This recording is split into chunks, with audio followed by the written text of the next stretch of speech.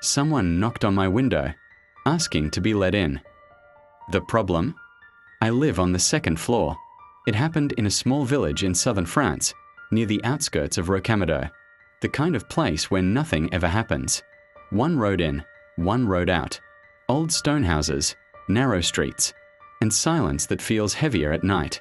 I had gone there to stay with my uncle for a few days. He owned a small farmhouse just outside the village, surrounded by fields and a thin line of forest in the distance. Peaceful. Too peaceful. That night, the power went out around midnight. No lights, no Wi-Fi, just darkness swallowing the entire village. My uncle lit a candle and said, "Happens sometimes. Don't worry." But his voice didn't sound normal. He kept looking outside, like he was expecting something. By 1:30 a.m., I went upstairs to sleep.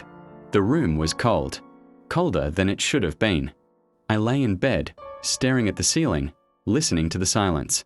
No wind, no animals, nothing. Then, tap, tap, tap, on the window. I froze. Slowly, I turned my head. The curtains were slightly open, and behind the glass, someone was standing there. My heart stopped. We were on the second floor.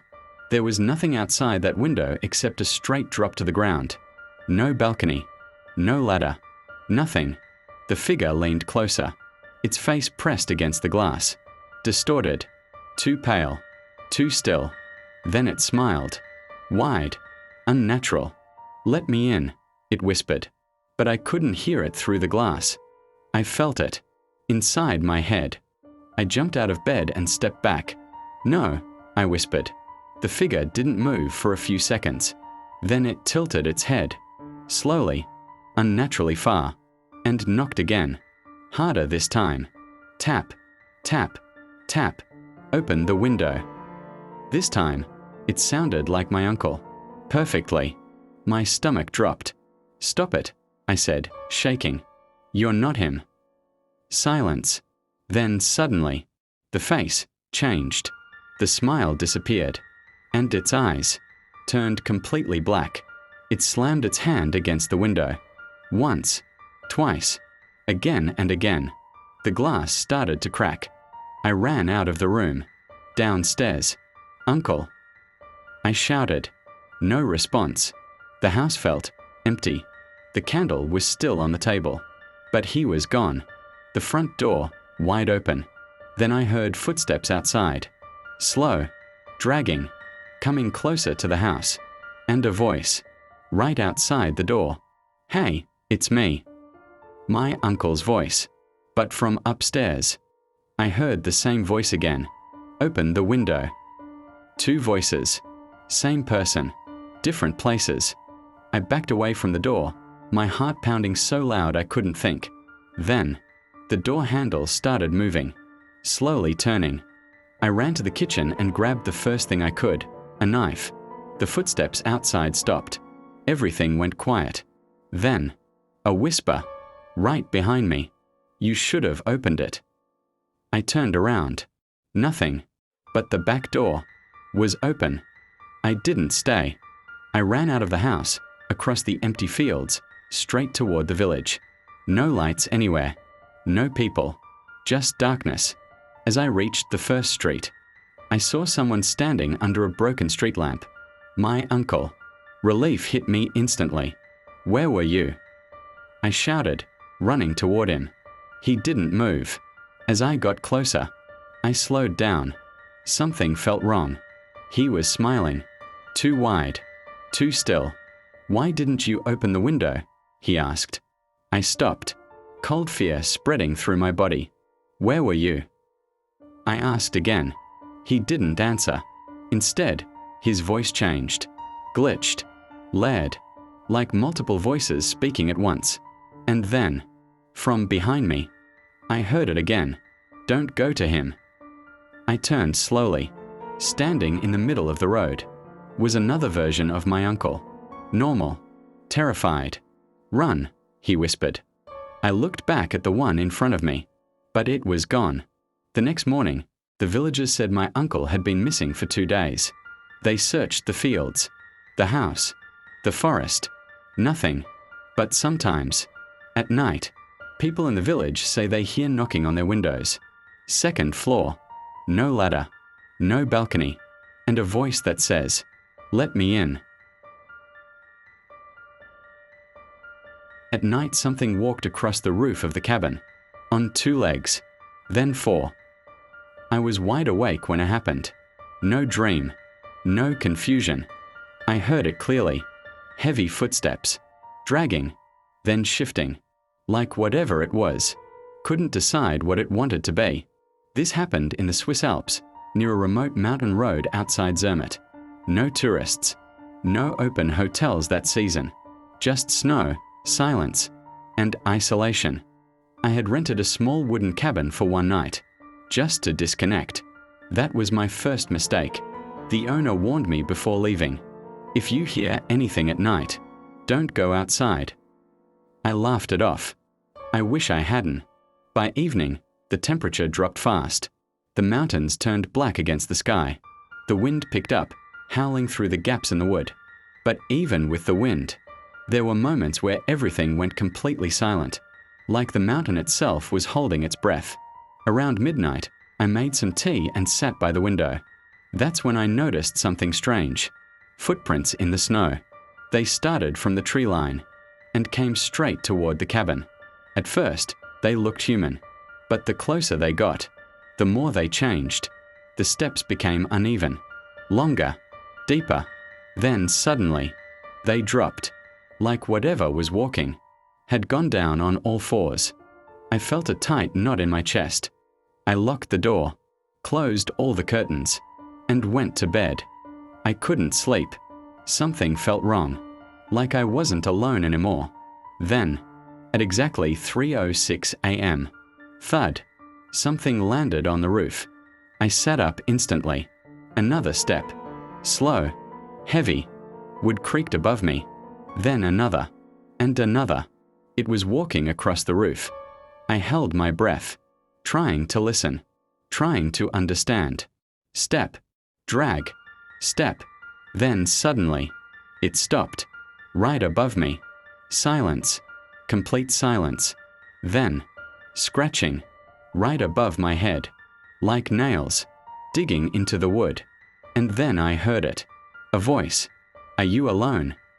It sounded human, too human. I didn't answer. The scratching stopped. Then the voice came again. This time, it sounded like me. "Are you alone?" My chest tightened. My hands started shaking. And then, the footsteps changed. From 2 legs to 4. Fast, unnaturally fast. It ran across the roof, jumped down, and landed right outside the cabin. I heard it moving around, circling, slow at first, then faster, and then it stopped right at the door. The handle didn't move. It didn't knock. It just stood there, breathing, then opened the door. My voice. Perfect. I backed away slowly, every instinct in my body screaming not to respond. Then suddenly, from inside the cabin, behind me, I heard the same voice again. "Don't open it."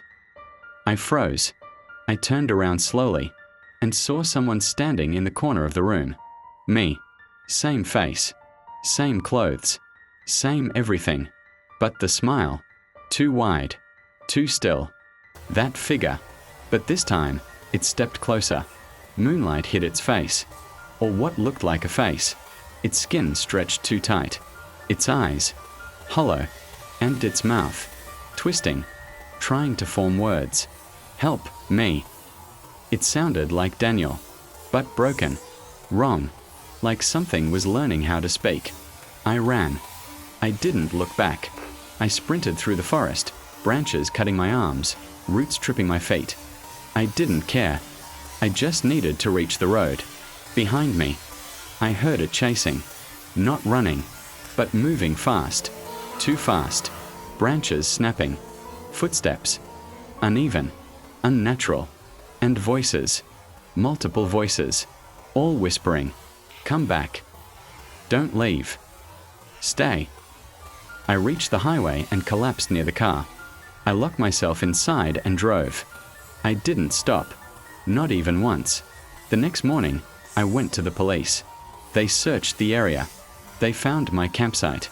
They found Daniel's tent. But they didn't find Daniel. A week later, they called me. They said they found something. Not a body. Not evidence. Just footprints leading away from the campsite. Then suddenly, they changed. From human to something else. I asked them what that meant. They didn't answer. But the worst part? That same night, at exactly 2:13 a.m., I got a call. Unknown number. I answered, and I heard it. "Hey, it's me." Daniel's voice. Perfect this time. Clear. Normal. Then it whispered, "I found you." Something slammed against the tent, hard enough to bend the poles. I froze. At first, I thought it was the wind. The forest outside my tent in northern Italy had been restless all night, branches creaking, leaves whispering like someone moving just out of sight. But wind doesn't hit like that, and it definitely doesn't breathe. We had set up camp deep inside a forest near the outskirts of Aosta, not far from the SS-26 highway. It was supposed to be a simple overnight trip, me and my friend Daniel. Just a break from the city. No signal, no noise, just nature. That's what we wanted. That's what we thought we were getting. Earlier that evening, everything felt normal. We parked the car just off the roadside and hiked, about 20 minutes into the woods. The sun was setting, casting long shadows through the trees. The air was cold but calm. Daniel joked about how perfect it was. No people, no noise, just us. I laughed. I remember thinking the silence felt too complete. No birds, no insects, nothing. By midnight, we were inside our tents. I couldn't sleep. There was this strange feeling, like being watched. Every time I closed my eyes, I felt like something was standing just outside, waiting. Then I heard it. Footsteps. Slow, deliberate, circling our campsite. Crunch, crunch, crunch. I whispered, "Daniel, you hear that?" No response. I unzipped my tent slightly and peeked out. The campfire had died down, leaving only faint glowing embers. The trees stood like dark silhouettes against the night sky. And then, I saw something. A figure, standing between the trees. Tall, too tall. Its body looked wrong, like it was bending in places it shouldn't. I blinked. It was gone. I zipped the tent shut immediately, my heart pounding. "Daniel," I whispered again, louder this time. Still nothing. That's when I realized. I hadn't heard him move in hours. Then came the voice. "Hey, it's me." It was Daniel, but it was coming from outside my tent. My blood ran cold. "Why are you outside?" I asked. No answer for a few seconds. Then, I heard something. "Come out." Something about his voice felt off, flat, empty, like someone trying to copy how he sounded. I didn't move. "Daniel, say something else," I said, my voice shaking. Silence. Then, "Come out." Exactly the same tone. Exactly the same words. And that's when I heard it again. Footsteps. But this time, behind me. Inside the tent. Slow breathing. Right at my ear. I turned my head slowly. But there was nothing there. No one. Just darkness. Then suddenly, bang!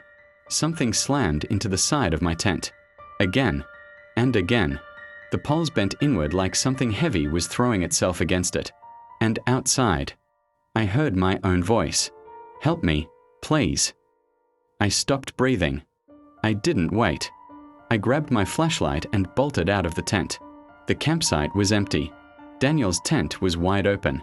Inside, nothing. No sleeping bag. No backpack. Like he had never been there. Then, from the trees, I saw it again. "Let it in," it said. The door outside started shaking violently, like something was trying to break it down. And the thing inside took a step closer. "Or it will come anyway." I didn't think. I ran. straight to the back window, smashed it open, jumped into the snow. I didn't stop running, barefoot, freezing, bleeding. I just ran downhill toward the road.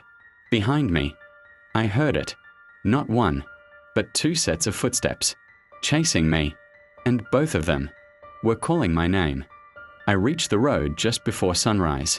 A passing car picked me up. I didn't look back. Later, when I told the owner what happened, he went silent. Then he said something I'll never forget. "You're lucky." I asked why. He looked at me and said, "Most people only hear one voice.